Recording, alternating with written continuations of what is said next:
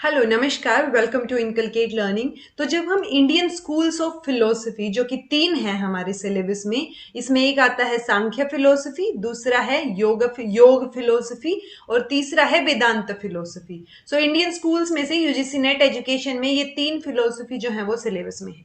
उन फिलोसफीज को शुरू करने से पहले हमें पता होना चाहिए कि थियोरी ऑफ कॉजेशन होता क्या है। यानी जब आप ये फिलोसफीज पढ़ेंगे उससे पहले आप एक बार ये जरूर देख लें कि आपको थियोरी ऑफ कॉजेशन के बारे में पता है या नहीं पता है। और जब आप थियोरी ऑफ कॉजेशन की बात करेंगे तो उसमें हमारे पास क्या है, 2 पॉइंट ऑफ व्यू होते हैं या 2 थियोरीज लगा लीजिए जब हम इंडियन फिलोसफीज की बात करेंगे। ठीक है, उनमें से एक होता है सांख्य थियोरी ऑफ कॉजेशन, जो कि सांख्य फिलोसफी में यूज की गई है, और दूसरी होगी न्याय थियोरी ऑफ कॉजेशन, जो कि न्याय फिलोसफी में यूज की गई है। ठीक है, तो इंडियन स्कूल्स ऑफ फिलोसफी कौन कौन से हैं, ऑर्थोडॉक्स अनऑर्थोडॉक्स, वो हम पहले की वीडियो में बात कर चुके हैं। अब हमें ये पता होना चाहिए कि सांख्य थियोरी ऑफ कॉजेशन क्या बोलती है।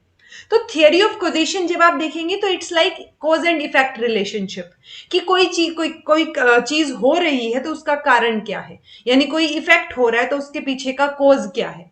ठीक है, तो उसमें 2 चीजें हम पढ़ते हैं जो 2 अलग अलग थियरीज हो जाती हैं। पहला है सत्क्रियवाद, ठीक है, और दूसरी चीज जब आप इनको इंग्लिश में लिखेंगे तो जैसे इंग्लिश में हम क्या लिखते हैं, राम, जो लॉर्ड राम है उनको रामा लिखते हैं। ठीक है, लेकिन वो होते क्या है, राम, हिंदी में जब हम बोलेंगे। तो ऐसे ही ये सत्कार्यवाद है, जो कि सत्कार्यवादा दिख रहा होगा आपको, तो ये सत्कार्यवाद की तरह प्रोनाउंस किया जाएगा। इसका मतलब क्या होता है, pre existence of effect in the cause, यानी कि पहले से जो इफेक्ट हो रहा है। इसमें सबसे मेजर एग्जांपल है दूध और दही का, कि मान लो मिल्क से हम क्या बनाते हैं, कर्ड बनाते हैं, दही बनाते हैं। तो वो जब तक हमें दही का नहीं पता था, उससे पहले भी वो मिल्क के अंदर एग्जिस्ट करती थी। मतलब हमें नहीं पता था, बट वो एग्जिस्टेंस क्या थी, पहले से थी।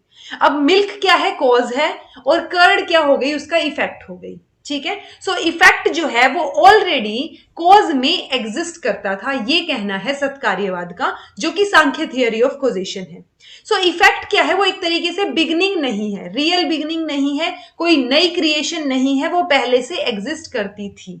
जैसे कि अगर हमें ऑयल निकालना है तो हम ऑयल सीड से ही निकाल सकते हैं ना। ऐसा तो नहीं है कि गाजर से ऑयल निकाल लिया, जो मूंगफली का तेल है वो मूंगफली से निकलेगा, सीड से निकलेगा। तो इनका कहना है कि वो इफेक्ट जो है वो पहले से ही कॉज में एग्जिस्ट करता था, और इसीलिए ये परिणामवाद भी जो है इसका नाम बोला जाता है।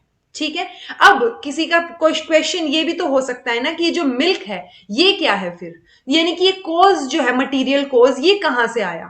So what would be the cause of material cause, कि हम ये तो बोल रहे हैं चलो कि जो इफेक्ट है वो कॉज में एग्जिस्ट करता है, लेकिन ये कॉज जो है वो मटेरियल कॉज कहां से आया। सो इसका जो सांख्य फिलोसफी जवाब देती है वो क्या बोलती है कि प्रकृति जो है वो क्या है, अल्टीमेट कॉज है यूनिवर्स का, हर चीज का सबसे मेन कारण क्या है, प्रकृति है। सो प्रकृति और पुरुष 2 चीजों की बात करती है, वो हम नेक्स्ट वीडियो में जब सांख्य फिलोसफी की बात करेंगे तब पढ़ेंगे। तो ये हो गई सांख्य थियोरी ऑफ कॉजेशन। और ये जो सत्कार्यवाद है इसका ध्यान रखिएगा कि जो वेदांता फिलोसफी है वो भी सत्कार्यवाद को अडॉप्ट करती है या बोलती है या मानती है, बट रीजन दोनों के अलग अलग हो सकते हैं, इंटरप्रिटेशन एक्सप्लेनेशन जो है वो अलग अलग हो सकती है। जो दूसरा है वो है न्याय थियोरी ऑफ कॉजेशन, जिसको असत्कार्यवाद बोलते हैं। इसका मतलब क्या है कि इफेक्ट जो है वो कॉज में एग्जिस्ट नहीं करता, यानी इसको क्या बोलते हैं, theory of non existent effect. और इसीलिए इसको आरंभवाद बोला जाता है, क्योंकि इसमें ये क्या मानते हैं, एक नई बिगनिंग है। यानी अगर मिल्क से कर्ड बना है तो इनका क्या इंटरप्रिटेशन है उससे, कि जो दही बनी है, कर्ड है, वो क्या है, एक नई क्रिएशन है अपने आप में। जब तक हमें नहीं पता था तो वो एग्जिस्ट ही नहीं करती थी। ठीक है, और इसी फिलोसफी को जो है वैशिका फिलोसफी भी जो है फॉलो अप करती है। तो ये जो 2 चीजें हैं, कार्यवाद और असत्कार्यवाद, सत्कार्यवाद और असत्कार्यवाद, ये आपको पता होनी चाहिए, थियोरी ऑफ कॉजेशन। क्योंकि जब हम सांख्य फिलोसफी करेंगे या वेदांता फिलोसफी करेंगे उस टाइम पे जो ये थियोरी ऑफ कॉजेशन है ये हमें उस टाइम तक पता होनी चाहिए। तो हम नेक्स्ट वीडियो में अब सांख्यवाद या सांख्य फिलोसफी की बात करेंगे। This was all about theory of causation. Thank you so much for watching. Be happy and keep smiling.